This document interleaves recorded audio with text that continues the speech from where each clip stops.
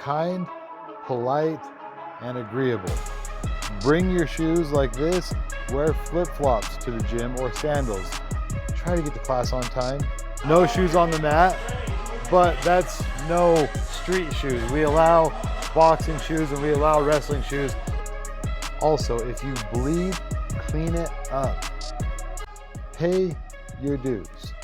That someone might think to themselves like, my payment didn't go through, but I'll just train anyway. Like coach won't mind. Well, I promise your coach does mind. By going into these gyms and not being a paying member, as far as I'm concerned, that's straight up theft. And you should be tried and prosecuted. You wouldn't go to Walmart and steal. So why would you go to a local MMA gym, boxing gym, jiu-jitsu gym and steal product? Because the product is the facility, the training partners, the coaching, that's the product. And if you're not paying for it, you are a criminal, my friend, as far as I'm concerned. So, what's up? Welcome to Fight City Gym Talk. You are here with Eric Wallin, and we did a video a couple weeks ago on what you should never do in an MMA gym. So today I want to take the opportunity to do a video on what you should do in an MMA gym. Now let's talk some common sense. It's common sense to be kind, polite, and agreeable, even if you don't agree. Just, I never thought of it that way. You don't have to agree, but you can say something like, I never thought of it that way. Now, beyond that, that's just good life advice, right? Do that at work, do that in relationships, like just be kind, be polite, be agreeable. Now that we got that behind us, a couple things that are unique to MMA gyms. One, try to get to class on time. I know we all have busy lives, and if you're going to be late, just sneak into class and try to be very uneventful. Like try not to, hey, I'm here, I missed what are we talking about? Can you fill me in? The instructor doesn't have time to fill you in. All the people are waiting to hear what the instructor needs to teach next, not what the instructor has already taught. So if you're going to be late, I know sometimes we can't avoid it, just sneak into class and be super uneventful, maybe in a way that no one even notices that you're late. That's the best way to do it. The other thing is there's little things at MMA gyms where it's super unique to MMA gyms or jiu-jitsu gyms or boxing gyms. And we kind of do it all here, jiu-jitsu, boxing, stuff like that. So I'm going to walk you around the gym and I'm going to show you some things that you should do at an MMA gym. Follow me. So when you're going to the gym, even if you're going to wear shoes at the gym, like wrestling shoes or boxing shoes, don't wear your boxing shoes or wrestling shoes to the gym. Bring them with you. Don't put them on your feet. Don't go walking through the parking lot, walking through the grass, stepping in dog poo, and then bringing that into the gym. The dirt, the grime, don't bring it into the gym. Bring your shoes like this. Wear flip-flops to the gym or sandals. Most gyms prefer that you wear like a sandal. I just like flip-flops, so just something like that. You will notice a lot of people will put their sandals right by the mat, so when they go on and off the mat, their sandals are basically on the floor and they're barefoot on the mat. I'll show you what I'm talking about.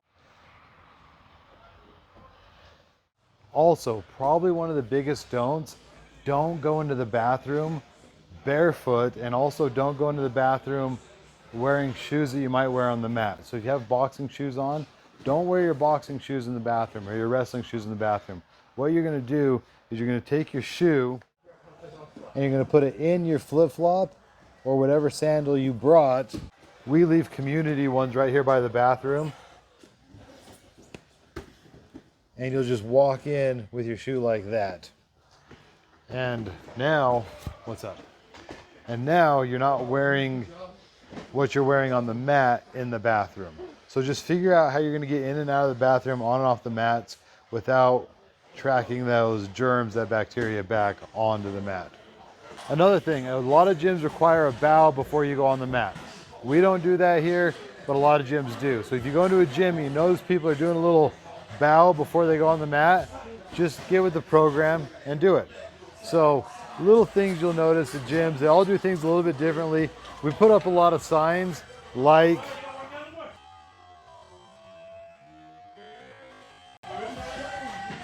no shoes on the mat, but that's no street shoes. We allow boxing shoes and we allow wrestling shoes. Like I say, wear flip-flops, sandals to the gym, and don't wear whatever you're wearing on the mat in the bathroom. Also, if you bleed, clean it up. Bloody noses, cuts, sometimes scabs get ripped off. Things like this happen. It's very normal. Please clean it up. It's totally disrespectful to the gym and your teammates to walk into the bathroom, blow your bloody nose. You don't realize it, but I'm telling you, blood gets everywhere. Our bathroom right now is all white. We have a white floor with white walls, and I go in all the time, and little speckles of blood are always everywhere.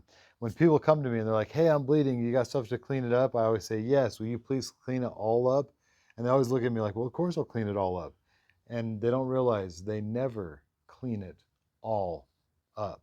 So we have a spray bottle of disinfectant and paper towels by the boxing ring. I always hand that to guys. Go clean it all up.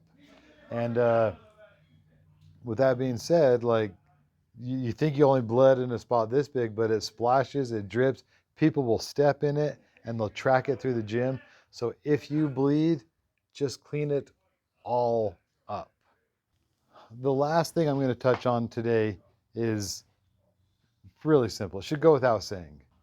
Pay your dues, right? Whatever the gym charges, pay it. It's really ironic to me that no one that I know of, no decent person will steal from Walmart, right? They'll walk right into Walmart, they'll stand in that self-checkout line, and they'll pay for every little product. I know it sounds crazy. Well, yeah, Eric, everybody pays for their products. Only criminals steal.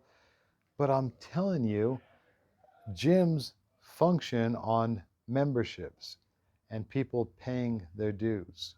So just like you would never steal from Walmart, why would you go hang out with your coach and your friends and your teammates and steal from the gym? And also steal from guys who know how to fight. Like, it's kind of crazy to me that someone might think to themselves like, my payment didn't go through, but I'll just train anyway. Like, coach won't mind. Well, I promise your coach does mind, because your coach has to pay those bills, and those bills are coming every month. And these gyms are not cheap to keep up and running.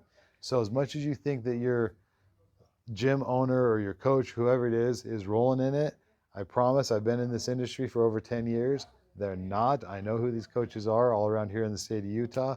I know how I'm doing personally, financially. They're not rolling in it.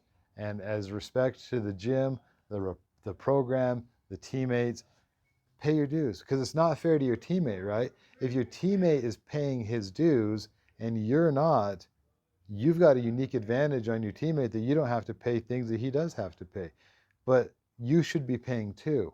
And that's just respect to the gym. I always tell people, you respect that which you pay for, right? If you pay for it, you respect it. And you work hard to keep it nice and clean and productive if you pay for it. When people get stuff for free, they don't respect it and they don't give it its proper due. So what I'm saying is, if you happen to be that guy that's sneaking into a gym and not paying your dues, and coach isn't paying attention, and coach hasn't, and maybe coach like, I'll let you have one this month. I'm telling you, the guys who do that, just, they never excel. Now, there are guys who do excel, and then the coach says, hey, I love having you around. Can you cover a class? I'll give you free membership. That stuff happens all the time. And that's all kind of owner and coach's discretion on who's getting the deal. That's up to them. But if you don't have that green light, I'm telling you, by going into these gyms and not being a paying member, as far as I'm concerned, that's straight up theft. And you should be tried and prosecuted.